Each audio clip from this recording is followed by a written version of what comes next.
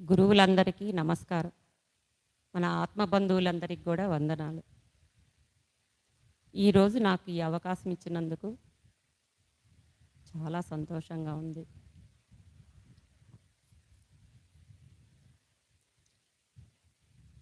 మనం ఈ ధ్యానానికి వచ్చే ముందు మనం ప్రాపంచికంగా మనం ఎలా ఉన్నామో మనకు ఎప్పుడు మన మీద మనం ఎరుకనేది ఎప్పుడూ లేదు. ఏదో ఈ పుట్టాము, జీవితం గడుస్తూ ఉన్నదనుకుంటాం. అంటే ఎలా? ఈ జన్మ మనం తీసుకునే ముందు తల్లి గర్భంలో ఉంటాం. ఆ గర్భంలో ఉన్నప్పుడు ఏమనుకుంటాము? అయ్యో, మళ్ళా ఈ జీవితంలో ఒక జన్మ తీసుకుంటున్నాము, ఈ జీవుడిగా పుడుతున్నాము, ఎందుకు మళ్ళా ఈ మురికి కూపంలో ఉంటున్నాము, మరలా ఈ జన్మ తీసుకున్న తరువాత అయినా ఇవి ఏమీ లేకుండా ఆ భగవంతుని సేవ చేస్తూ సత్కర్మలు చేస్తూ మోక్షాన్ని పొందాలి అనుకుంటాం. కానీ ఈ భూమి మీదకి వచ్చిన మరుక్షణంలోనే ఆ నీళ్ళైతే ఎప్పుడైతే చల్లుతారో ఆ ఒక్క కేకతో ముందు జన్మ మొత్తం మర్చిపోతాం. ఈ మాయా ప్రపంచంలోకి వచ్చేస్తాం. ఈ దేహమే శాశ్వతం అనుకుంటాం. ఈ జీవితమే ఒక మాయలాగా దీంట్లోనే బంధాలు బాంధవ్యాలు అంటూ తల్లి తండ్రి బిడ్డలు పాపలు అని వీళ్ళ కోసమే బతుకుతూ మన జీవితం ఇంతేను, ఇదే ఆనందం అని అనుకుంటూ ఉంటాం. అంటే ఈ ఆనందంతో ఉంటున్నామా? లేదు. కానీ ఎంతసేపు ఈర్ష్య, ఎదుటి వాళ్ళు ఎలా ఉన్నారు అని ఆలోచిస్తున్నామే కానీ మనము ఎలా ఉన్నాము అనేది ఏ రోజు ఆలోచించం. వాళ్ళకు అన్నీ ఉన్నాయి, నగలున్నాయి, డబ్బు ఉంది, దర్పమున్నది అని అనుకుంటాం. కానీ నీకెంతున్నదని చూసుకున్నావా? నీకు వాళ్ళకంటే నీకు ఎక్కువ ఉన్నది, కానీ నీలో అహంకారం వస్తుంది. కానీ నీకు తక్కువ ఉంటుంది, నీకంటే ఎక్కువ ఉన్న వాళ్ళని చూస్తావు. ఈర్ష్య, దానికి ఓర్చుకోలేము, దీనికి ఓర్చుకోలేము. మన మనసే అంత. అలా ఎంతసేపు ఒకరి గురించి ఆలోచిస్తూ గుణాలలో పడిపోతూ ఏం మాట్లాడుతున్నామో, ఏం చేస్తున్నామో, ఏం పని చేస్తున్నామో అనే ఒక ఆలోచన ఉండదు. ఎన్నో రకాల ఆలోచనలు, ఇది మంచిదా చెడ్డదా అని ఏ రోజు ఒక్క క్షణం కూడా మనం ఆలోచించం. అలా ఎన్నో ఏళ్ళు గడుస్తాం. కానీ ఈ జీవితంలో ఆనందం ఉందా? ఏ రోజన్నా మనం ఆలోచించామా? ఎప్పుడైతే మన మీద మనం ఎరుక అనేది ఉంటుందో అప్పుడు ఏంటి జీవితం అని ఆలోచిస్తాం. అలా ఆలోచించినప్పుడే ఈ కష్టాలు కన్నీళ్ళు, ఆ భగవంతుడు కూడా మనకు పరీక్ష పెడుతుంటాడు. ఎన్నో కష్టాలు పెడతాడు. కష్టపెట్టందే భగవంతుణ్ణి మనం ఎరుకలోకి రాము. ఎంతసేపు మనం సుఖంగా అనుభవిస్తున్నప్పుడు ఆహా ఓహో అనుకుంటాం, భగవంతుణ్ణి మనం తలుచుకోము. ఎప్పుడైతే కష్టం అనేది వస్తుందో అప్పుడు భగవంతుడా ఎక్కడ, ఎందుకు నాకు ఈ కష్టాలు అని అప్పుడు వెతుకులాడతాం. ఎక్కడున్నాడా భగవంతుడు అంటే మనకు తెలిసినంత వరకు బయట ప్రపంచంలోనే భగవంతుడిని చూసాం. ఆ భగవంతుడు బయట ఎక్కడున్నాడో ఆ గుడికి వెళ్ళటము, ఆ పూజలు చేయటము, అక్కడ ఎన్నో రకాల పూజలు చేస్తాం. కానీ గుడికి వెళ్ళినప్పుడు ఎలా ఉంటుంది? ఆ భగవంతుని చూడంగానే ఎంతో ప్రశాంతంగా ఉంటుంది. ఎందుకని? ఆ భగవంతుడు ఎలా ఉన్నాడు? నిశ్చల నిర్మలంగా ప్రశాంతవంతంతో ఆనంద స్థితిలో ఉంటాడు. అందువల్ల ఆ భగవంతుడి దగ్గర నుంచి వచ్చే వైబ్రేషన్స్ కూడా అలాగనే ఉంటాయి. అందువల్ల మనం గుడికి వెళ్ళినప్పుడు ఎంతో మనసు ప్రశాంతంగా ఉంటుంది. గుడిలో నుంచి భగవంతుని చూసి బయటకు వస్తాము, ఒక్క నిమిషం అక్కడ కూర్చుంటాం, ఎంత హాయిగా ఉన్నదో, మన మనసులోని హృదయంలోని బరువంతా తీరిపోయినట్టుగా ఉంటుంది. అలా రోజు రావాలనుకుంటాం. అంటే ఎన్ని రోజులు అలా వెళ్తూనే ఉంటాం. మళ్ళా మనం మన ప్రాపంచకంలోకి వచ్చిన తర్వాత మళ్ళా యథాస్థితి. ఏ గుణాలలో ఉన్నామో, హర్షడ్వర్గాల్లో ఉన్నామో వీటికే ఆ మనసు అలా మళ్ళీపోతూ ఉంటుంది. అలా చేస్తూ చేస్తూ ఇది ఏంటి? అక్కడ ఉన్నంత వరకు మనసు బాగుంది. మళ్ళా మన ప్రాపంచకంలోకి వచ్చాము. మళ్ళా అలా వెతుకులాడుతుంటాం. కొద్ది రోజులు జపాలు చేస్తాం, మంత్ర జపం చేస్తాము, హోమాలు చేయిస్తాము. ఏమి చేసినా కానీ అంతవరకే ఉంటుంది. ఇంకా మనం వెతుకుతూనే ఉంటాం. అలా ఉన్నప్పుడు ఇటువంటి మన ధ్యాన మార్గాలు కనిపిస్తాయి, సత్సంగాలు జరుగుతుంటాయి, ఎన్నో పురాణ గాథలు వింటుంటాం. ఇవన్నీ కూడా విన్నంత వరకే ఉంటుంది. ఇప్పుడు ధ్యానం చేస్తాము. ధ్యానం చేసినప్పుడు ఎలా ఉంటుంది? ఎంత హాయిగా ఉంటుందో మనసు, ప్రశాంతంగా ఉంటుంది. ఒక సచ్చిదానందంలోకి వెళ్ళిపోతాం. కానీ ఒక గంట కూర్చుంటాం, 2 గంటలు కూర్చుంటాం, తర్వాత యథాస్థితి ఉండలేము. మళ్ళా ప్రాపంచకంలోకి వచ్చేస్తాం. ఏంటిది? ఎన్ని రోజులు ఎంతసేపు మనం ధ్యానంలో ఉండగలం?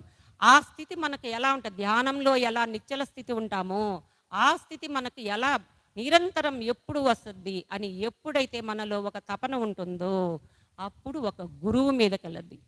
కానీ మనం దేహంతో ఉన్నప్పుడు మన దేహం ఇక్కడే ఉన్నా కానీ మనలోని సోల్ మటుకు అటువంటి గురువు కోసం మనలో ఎంత తపన ఉంటుందో మనలో సోల్ మటుకు వెతుకులాడుతూనే ఉంటుంది. అలా వెతుకులాడుతూ వెతుకులాడుతూ అమ్మ లాంటి, మంజులమ్మ లాంటి గురువులు ఎక్కడ ఉన్నారో అటువంటి గురువు మనకు దొరికినప్పుడు మనకు ఈ జ్ఞానం అనేది వస్తుంది. అంటే ఎలా గురువు అంటే ఎలా? ఏది సత్యమై ఉన్నదో దాన్ని అవగాహన చేసుకుంటూ అనుభవిస్తూ దాన్ని అనుభవసారంగా తెలియచేసే వాళ్ళే గురువు. అంటే ఆ గురువు తనలో అన్ని కష్టాల్ని అనుభవించి తనకొచ్చే శిష్యులకి సులువ సూక్ష్మంగా ఆ జ్ఞానాన్ని అందించాలి. మన మార్గమే ఇది. ఏంటి? సత్యాత్మావిష్కార అన్వేషణ. అంటే దానిలోనే ఉన్నది. ఏది సత్యం? మన ఆత్మే సత్యం. ఆత్మ ఎక్కడుంది? మనలోనే ఉంది. దాన్ని మనల్ని అన్వేషించుకుంటూ అనుభవిస్తూ ఆవిష్కరణ చేయటమే. అంటే ఏంటిది? మనలోకి మనం ప్రయాణం చేయాలి. మనం ఇప్పుడు వరకు బయట ఎక్కడో ఎతుకులాడుతూ ఉన్నాం. మనకు అటువంటి గురువుని ఆ భగవంతుడు చూపుతాడు. భగవంతుడు ఒక మంచి గురువుని మనకు అందిస్తాడు. కానీ ఆ గురువు మనలో ఉన్న భగవంతుణ్ణి మనకు ఎరుకయ్యేలాగా చూపిస్తాడు. అంటే భగవంతుడి కంటే గురువు ఇంకా ఎక్కువ. ఆ గురువే భగవంతుణ్ణి చూపిస్తాడు. నువ్వు ఏ బాటలో వెళ్తే నువ్వు సత్మార్గంలోకి వెళ్తావో తెలియచేస్తాడు. నువ్వు వెళ్తూ ఉంటావు. ఒక ముళ్ళ బాట ఉంటుంది, ఒక పూల బాట ఉంటుంది. నీకు దారి నువ్వు తెలియకుండా ముళ్ళ బాట సైడ్ పోయినప్పుడు నువ్వెన్ని కష్టాలు పడతావు ఆ దారిలో. నువ్వు ఆ దారి దాటాలి అంటే ప్రతి ఒక్క ముళ్ళు పక్కకు తీసేసుకుంటూ నువ్వు ఆ దారి దాటాలి. అదే పూల బాటలో వెళ్ళినప్పుడు ఆ భగవంతుడు నీకు పూలబాట ఇచ్చాడు, ఏ కష్టము లేకుండా ఆ జ్ఞానాన్ని తీసుకోమని. అలా ఈ సత్యాన్ని ఎవరైతే అవగాహన చేసుకొని అటువంటి సద్మార్గంలో ఉన్న గురువులు మనకు ఎదురైనప్పుడు అది ఎన్ని జన్మల అదృష్టమో భావించాలి. శిష్యుడికి ఒక మంచి గురువు ఎక్కడున్నారో అనేది మనం తెలుసుకోలేము. కానీ గురువు సర్వజ్ఞాని. సర్వంలో ఉండే జ్ఞానం మొత్తము తనలోనే ఉంటుంది. ఆ జ్ఞాని తనలాంటి గురువు కోసము ఆ శిష్యుడు నా కోసం తపన పడుతున్నారు అనే ఒక ఆలోచనతో ఎక్కడ ఉన్న అనేక మాధ్యమాల ద్వారా ఆ ఆలోచన మన సోల్కి రప్పించి ఆ గురువుకి ఆ శిష్యునికి ఒక బంధం ఏర్పరుస్తుంది. ఆ బంధం ఈ జన్మది కాదండి, మన పూర్వ జన్మలో చేసుకున్న సుకృతం వల్లనే ఈ జన్మలో అటువంటి గురువుని పొందుతున్నాం. ఒక యోగి ఆత్మకథలో కూడా చెప్తారు, మహావతార్ బాబాజీ లాయిర్ మహాశైలు ఎక్కడో ఉద్యోగం చేసుకుంటూ ఉంటారు. ఆయన ఒక బదిలీ లేఖ పంపించి ఆయన్ని ఆ హిమాచల్ ప్రదేశ్ దగ్గరికి రప్పించి ఆయన అక్కడ ఏదో సంచారం చేస్తున్నప్పుడు దారి తప్పి అడవుల్లోకి వెళ్ళిపోతాడు. ఆయన ఆ చీకటి రాత్రుల్లో దారి తెలియక ఒక కొండ గుహలోకి వెళ్తే ఒక గురువు ధ్యానంలో ఉంటారు. అతన్ని అడుగుతారు, స్వామి నేను దారి తప్పి ఇట్లా వచ్చాను, నాకు దారి తెలియలేంటే, నువ్వు దారి తప్పి రాలేదు, నేనే నిన్ను రప్పించాను, ఆ బదిలీ లేఖ పంపించింది కూడా నేనే. మహావతార్ బాబాజీ ఆ గురు ఆ లాయర్ మహాశైల్కి చెప్తారు, ఆ బదిలీ లేఖ పంపించింది కూడా నేనేను, నువ్వు నా శిష్యుడివి పూర్వజన్మలో, నువ్వు ఏ కార్యార్థివై నువ్వు ఇక్కడికి వచ్చావో ఆ కార్యం చేపట్టేదానికే నిన్ను ఇక్కడికి పిలిపించాను. నువ్వు చిన్నప్పటి నుంచి నీ ఆలనా పాలన అన్నీ నేను చూస్తూనే ఉన్నాను, నువ్వు పూర్వజన్మ నా శిష్యుడివి అని ఆయన గుర్తు చేశారు. అంటే ఎప్పుడో ముందు జన్మలో శిష్యుడిగా ఉన్న ఆయనకి ఈ జన్మలో ఆ సరి అయిన కాలం వచ్చినప్పుడు వాళ్ళకి ఆ జ్ఞానాన్ని అందించేదానికి ఎక్కడ ఉన్నా ఆ శిష్యులని తన చెంతకు చేర్చుకుంటారు. అలాగనే మన మంజులమ్మ గురువైన మనము, ఆమె ఎక్కడో గుంటూరులో ఉన్నదండి, మనము అనేక ఊర్లలో ఉన్నాం, మాదైతే మారుమూల గ్రామం. అటువంటి గ్రామంలో ఉన్న మాకు కూడా ఆ జ్ఞానాన్ని మనకు ఆన్లైన్ ద్వారా అందిస్తున్నారు. ఏ కష్టము లేదు, ఎన్నో సుఖాలు అనుభవిస్తూ మనం ఈ జ్ఞానాన్ని పొందుతున్నాం. ఎంత సులభ సూక్ష్మమైంది. ఆ రోజుల్లో పూర్వకాలంలో ఇంత మాత్రం జ్ఞానం పొందాలి అంటే ఆ గురువులు కూడా అడవుల్లోకి వెళ్ళి ఎన్నో రోజులు తపస్సులు చేసి ధ్యానాలు చేసి వాళ్ళకొచ్చిన ఆ ప్రణవంలో ఆ ఓంకార శబ్దంతోనే వాళ్ళు ఆ జ్ఞానాన్ని పొంది ఆ జ్ఞానాన్ని వాళ్ళ శృతి స్మృతుల్లో ఉంచుకొని గురువులు శిష్యులు దొరికినప్పుడు స్ఫురణగా వాళ్ళకి అందిస్తూ ఉండేవాళ్ళు. అటువంటి గురువులకు కూడా శిష్యులు దొరకటం కూడా ఎంతో తక్కువ. అంటే ఆ శిష్యులు కూడా వాళ్ళ గురువు జ్ఞానాన్ని పొందాలంటే ఎంత కష్టపడేవాళ్ళు. ఆ గురుకులాలకు వెళ్ళి గురు సేవ చేసుకుంటూ గురుమాత సేవ చేసుకుంటూ ఆ అడవుల్లోకి వెళ్ళి కట్టెలు కొట్టుకొని వాళ్ళకి పండ్లు ఫలాలు అన్నీ తెచ్చిస్తూ ఆ గురుమాతకి ఇస్తే ఆ గురుమాత వాళ్ళకి ప్రసాదంగా భోజనం పెడితే ఆ గురువు జ్ఞానాన్ని అందించేవాళ్ళు. అంటే ఆ రోజుల్లో ఆ జ్ఞానం పొందాలంటే ఎంత కష్టమో ఈరోజు ఎంత సులభ సౌలభ్యంగా దొరుకుతున్నది. అంటే ఎంత క్రియేటివ్గా మారిపోయింది. అంత సులువైన మార్గాన్ని సద్మార్గంగా మలుచుకొని మనము ఆ గురువు చెప్పే జ్ఞానాన్ని మనము స్వీకరిస్తున్నాం. గురువు చెప్పే జ్ఞానాన్ని పొందాలి అంటే ముందు ఏం కావాలి? గురువుకి ఒక ప్రేయర్ అనేది ఉంటుంది. ఇప్పుడు మనం భగవంతుడి దగ్గరికి వెళ్తాం, ఒక పూజ చేయాలి, ముందు మనం వినాయకుడిని వేడుకుంటాం కదా. అలాగని గురువు దగ్గరికి వెళ్ళినప్పుడు గురువు మన జ్ఞానాన్ని అందించేటప్పుడు గురువు కూడా మనకు ఒక ప్రేయర్ అనేది ఇస్తారు. అలాంటిదే ఈ ప్రార్థన, గురు పరంపర, గురుచరణం. గురు ప్రార్థన అంటే ఏంటి? మన ప్రేయరు అఖిల అఖండ బ్రహ్మాండ దివ్య తేజ ఎలా ఉంది? సమస్త విశ్వంలో అఖండంగా ఎక్కడ ఖండితం లేకుండా ప్రకాశతుల్యంతో దేదీప్యమానంగా ఉంది. ఏంటది? ఆ భగవంతుడైన పురుషోత్తముడు ఎలా ఉన్నాడు? 1000 సూర్యుల కాంతితో. అంటే మనకు ఒక్క సూర్యుని కాంతే ఎంతో వేడిగా ఉంటుంది, కానీ ఆ 1000 సూర్యుల కాంతి అంత వేడిగా ఉందా?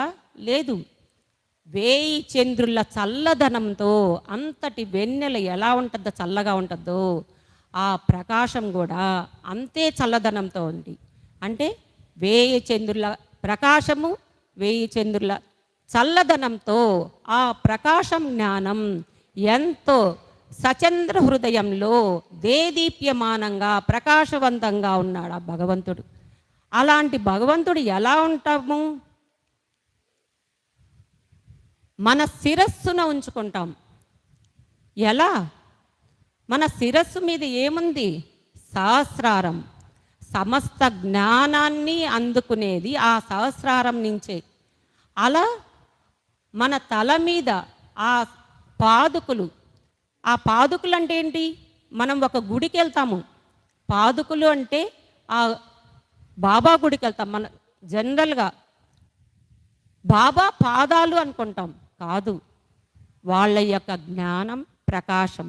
అటువంటి ప్రకాశ జ్ఞానమైన పాదుకులను మన శిరస్సును ఉంచుకొని ఆ సహస్రారంలో వేయి కమలములు వంటి ఆ పద్మము, ఆ పద్మం మీద ఆ పాదాలు ఉంచినప్పుడు ఎన్నో పుష్పాలు ఉన్నాయి, కానీ ఆ పద్మాన్ని ఎందుకు ఎంచుకున్నారు? పద్మం ఎక్కడి నుంచి పుడుతుంది? ఒక బురద గుంటలో నుంచి. అలాంటి బురద గుంటలో నుంచి ఆ పద్మం వచ్చినా కానీ ఒక్క మలినం లేకుండా అది ఎంతో స్వచ్ఛంగా ఉంటుంది. అలాగనే మనలోని సహస్రారం కూడా ఏ మలినాలు లేకుండా ఆ పద్మము లాంటి ఆ ముడుచుకున్న మన సహస్రారం మీద ఎప్పుడైతే ఆ జ్ఞానపాదుకులు ఉంచుతామో ఆ ప్రకాశతత్వానికి మనలోని ఆ సహస్రమైన ఆ మొగ్గలాగా ఉండే ఆ పద్మము విచ్చుకొని ఆ ప్రకాశకాంతి మన అంతరంగాల్లో చేరుతుంది. అప్పుడు ఎలా ఉంటామండి? తానేనైన స్థితిలో. అప్పుడు ఎలా ఉంటాం? భగవంతుడు వేరు, నేను వేరు కాదు.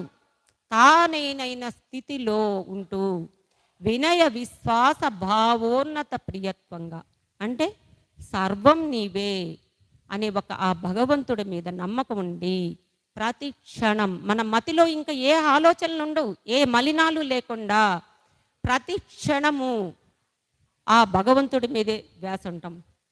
ఎలా ఉంటుంది వినయం అంటే? ఎలా? ఒక సముద్రం ఉంటుంది.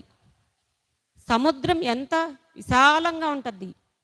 ఈ జగత్తులో అనేక నదులు ఉన్నాయి, కాలువలు ఉన్నాయి, చెరువులు ఉన్నాయి, ఎన్నో నీళ్లు పారుతుంటాయి. వరదలు వచ్చినాయి, ఆ నీరు మొత్తము వాటికి ఎక్కువైపోయి మొత్తము సముద్రంలో కలిసిపోతాయి. ఎన్ని నీళ్ళు వచ్చినా ఆ సముద్రం కలుపుకుంటుందా? నాకు ఎక్కువైపోయినాయి, నాకు వద్దని అన్నది కదా. అలాగనే ఆ భగవంతుడు కూడా మనమంత విశ్వాసంగా ఉన్నప్పుడు వినయంగా తనలో మనల్ని చేర్చుకొని తానేనైన స్థితిలో ప్రతి క్షణం మన మతిలో ఎప్పుడూ ఉండేలాగా ఉంటుంది. అలా ఉన్నప్పుడు ఎలా ఉన్నారండి? మనకు ఆ గురువులు ఎంత అందిస్తున్నారు? ఆ గురువు ఎవరు? గురువు అంటే ఒక ప్రకాశ తుల్యమైన జ్ఞానంతో ఉండేది. కానీ మనకు ఒక రూపం అనేది కావాలి కాబట్టి మనకు సనాతన ధర్మంలో ఆ గురువుకి ఒక నామంగా దక్షిణామూర్తి అని అన్నారు. ఆ సర్వంలో సమస్తంలో ఉండే గురువు ఆ దక్షిణామూర్తి దగ్గర మనం చేరాలి అంటే ఎలా? మనలో మహ్యాం మేధాం ప్రజ్ఞాం ప్రయచ్చ స్వాహ అంటే నీవిప్పుడు దాకా నీతో ఏమేం తెచ్చుకున్నావో, నీ మేధస్సు, తెలివితేటలు, నీ డబ్బు, అహము, ఇది నాకున్నది అనే ఆలోచన, నీ జ్ఞానము మొత్తము బయట గడపలోనే వదిలేసేసి గురువు చెంతకు చేరాలి. ఎందుకనంటారా? ఒక గ్లాసు నిండా నీళ్లు ఉన్నాయి, ఇంకా ఆ గ్లాసులో నీళ్లు పోస్తాము, ఆ నీళ్లు ఇంకా దాంట్లో పడతాయా? కింద పోతాయి. అదే ఖాళీ గ్లాస్ పెట్టినప్పుడు ఆ నీళ్లు నింపినప్పుడు మనం నీళ్లు పోసినవన్నీ ఆ గ్లాసులో నిండతాయి. అలాగనే మనకేదో తెలుసు, మనకన్నీ తెలివితేటలు ఉన్నాయని గురువు దగ్గరికి వచ్చినప్పుడు ఆ గురువు చెప్పే జ్ఞానాన్ని మనమేం పొందగలం? అందుకని గురువు దగ్గరికి వచ్చినప్పుడు మనలో ఉండే జ్ఞానం, అహం, ఆర్భాటాలన్నీ అక్కడ బయటే వదిలేసేసి గురు చెంతకు ఎప్పుడైతే మనం చేరతామో గురువు చెప్పే జ్ఞానాన్ని మనం స్వీకరించగలం.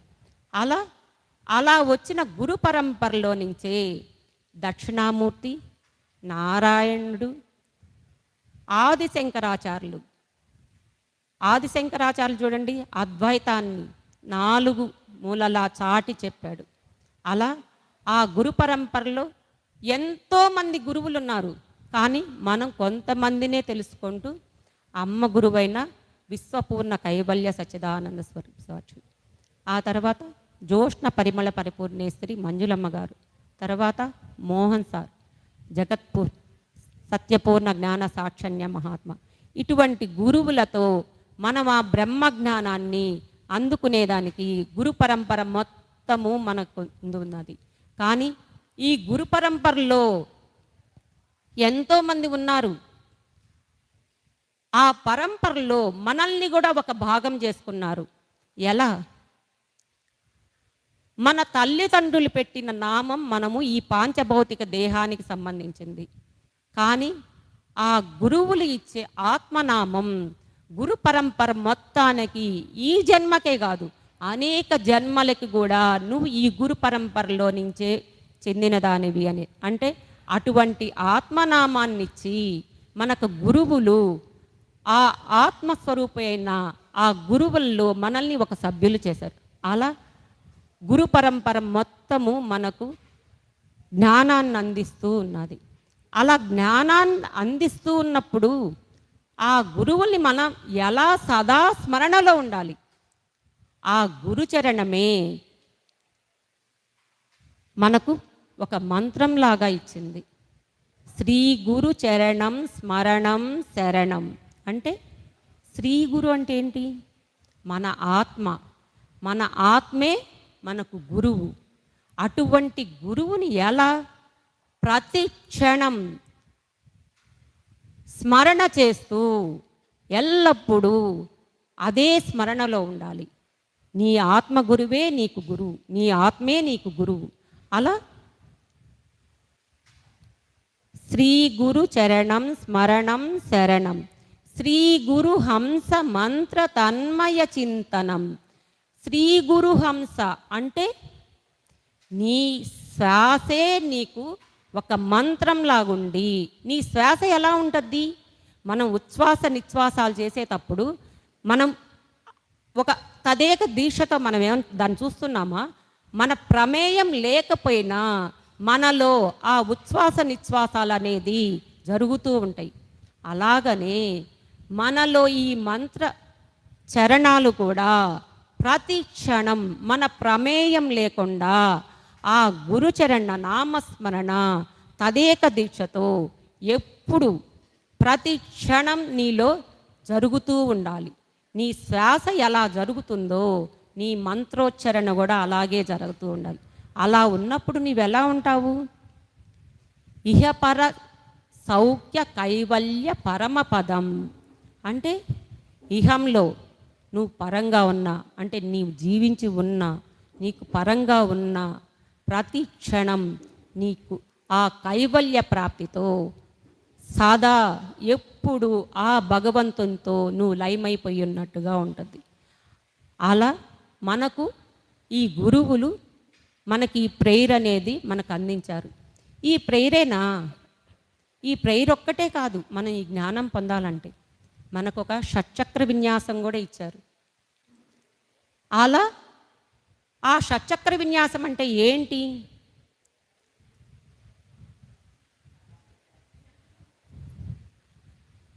మనకు ఒక 6 బీజాక్షరాలు. అంటే ఇది లలితా పరమేశ్వరి సహస్రనామంలో నుంచి తీసుకున్న ఈ బీజాక్షరాలు. ఈ బీజాక్షరాలే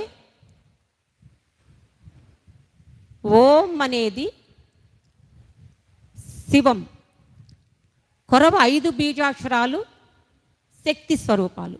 అలా ఆ రెండిటి కలయికే శివశక్తి ప్రణవక్రియ అంటాం. అలా ఈ షట్చక్ర విన్యాసము మనము ప్రతిరోజు ఈ చేస్తున్న దానివల్ల మనలో ఎంతో ప్రకాశతుల్యంగా ఉంటాము. ఈ షట్చక్రాలన్నీ ఎక్కడ ఉన్నాయి? మన వెన్నుపూస నాడులు కూడల్లో ఉన్నాయి. ఈ షట్చక్రాలన్నీ సదా ఎప్పుడూ జ్ఞానంతో నిండి ఉన్నాయి. ఏ జ్ఞానము? మనం అనేక జన్మల్లో, భూతకాలపు జన్మలలో తీసుకున్న జ్ఞానాన్ని మొత్తము, ఆ జ్ఞానం మొత్తం నిక్షిప్తంగా మన షట్చక్రాలలోనే ఉన్నాయి. అలా ఉన్న ఈ జ్ఞానము భూతకాలపు జ్ఞానమేనా? భవిష్యత్తు జ్ఞానాన్ని కూడా,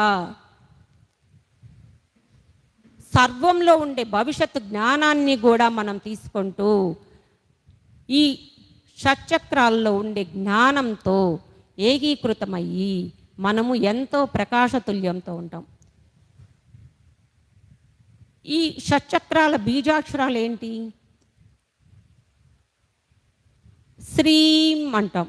అది గుండెల హృదయం దగ్గర, హృదయ భాగంలో అనాహతం శ్రీం అంటాం. రెండోది విశుద్ధం, గొంతు దగ్గర హ్రీం అంటాం. మూడోది బొడ్డు దగ్గర మణిపూరకం క్లీం అంటాం.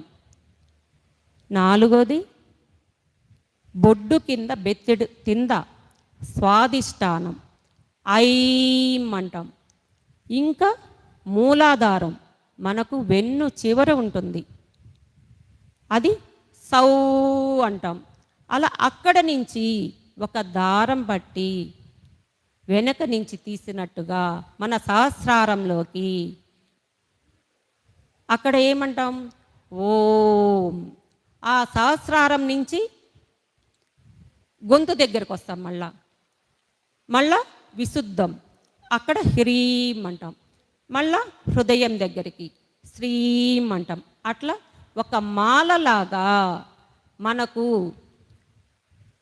మన గురువులు అందించిన ఈ షట్చక్ర విన్యాసం. ఇది ఎలా? తినక ముందు చేయాలి, లేదంటే తినిన తర్వాత ఒక అరగంట తర్వాత చేయాలి. ఈ బీజాక్షరాలు మనము పలికే కొందికి వాటిల్లో చైతన్యం కలిగి ఆ షట్చక్రాలలో జ్ఞానం మొత్తం మనకు అందుతుంది. అంటే ఈ షట్చక్ర విన్యాసం చేస్తూ ఉన్న దాని వల్ల ఎలా ఉంటుంది? మనలో ఉండే జీవ కణాలు కాంతి కణాలుగా మారి మనము ఆ బ్రహ్మ జ్ఞానాన్ని అందుకోగల శక్తి వస్తుంది. మామూలుగా ఈ పాంచభౌత దేహంతో ఉండే ఈ జీవ కణాలకి ఆ జ్ఞానాన్ని అందుకునే శక్తి మనలో ఉండదు. ఎప్పుడైతే ఈ షట్చక్ర విన్యాసం చేస్తూ ఉంటామో అప్పుడు ఆ జ్ఞానాన్ని అందుకోగలిగే శక్తి మనకు వస్తుంది. అలా ఈ షట్చక్ర విన్యాసం చేస్తూ మనము ఎంతో మనల్ని మనం ఆ జ్ఞానాన్ని పొందవచ్చు. ఇంకా కూడా ఈ షట్చక్ర విన్యాసం చేయటం వలన ఆయా చక్రాల దగ్గర ఉండే రుగ్మతులన్నీ కూడా తొలగిపోతాయి. ఇంకా మన ఈ షట్చక్ర సాధన వలన ఎదుటి వారి మీద కూడా దృష్టి పెట్టి వాళ్ళ ఆలోచనలు కూడా మార్చగలిగే స్థితిగతులు కూడా ఉంటాయి. అంటే ఎవరన్నా చెడు ప్రవర్తనలో ఉంటారు, వాళ్ళు మంచి మార్గంలో చేయాలి, కానీ వాళ్ళ మీద దృష్టి పెట్టినప్పుడు మన ఆగ్నేయ చక్రం మీద మనం దృష్టి పెట్టి ఆ షట్చక్రాల విన్యాసం చేస్తూ ఉన్నప్పుడు వాళ్ళ మనసు కూడా మారిపోయి వాళ్ళ ప్రవర్తన అన్నీ మార్చగలిగే శక్తి స్థితిగతులు కూడా ఉంటాయి. ఇంకా అలా ఈ షట్చక్ర విన్యాసం ఈ జ్ఞానమంతా ఎక్కడ ఉంటుంది?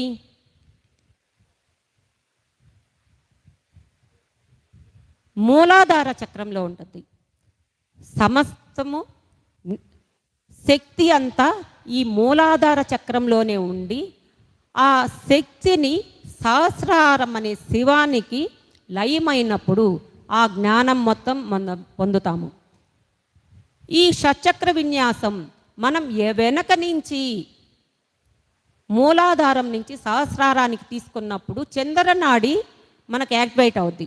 అలాంటప్పుడు ఎలా ఉంటుంది?